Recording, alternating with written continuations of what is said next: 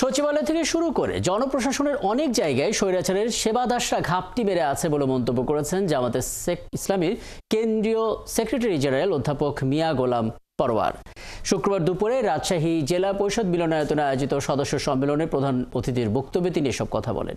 তিনি বলেন, একটি অবাধ, নিরপেক্ষ, গ্রহণযোগ্য এবং অংশগ্রহণমূলক নির্বাচনের জন্য জামাতে ইসলামী অন্তর্বর্তীকালীন সরকারের প্রয়োজনীয় সংস্কার কাজ দ্রুত শেষ করে জাতীয় নির্বাচনের পরিবেশ সৃষ্টির আহ্বান জানান। কিন্তু আমরা লক্ষ্য করছি এখনো 2 মাস হয়নি, একটা অরাজনৈতিক সরকার ক্ষমতায় এসে যে নতুন রাষ্ট্র বিনির্মাণের প্রচেষ্টা যখন চালিয়ে যাচ্ছে, শুরু থেকেই এই ছাত্র জনতার বিপ্লবকে ধূলিসাৎ করার জন্য একটি পাল্টা প্রতি বিপ্লবের চেষ্টা করা হয়েছিল। বাংলাদেশের দেশপ্রেমিক সেনাবাহিনী, ছাত্র জনতা সেই প্রতি বিপ্লবীদেরকে তারা ব্যর্থ করে দিয়েছে।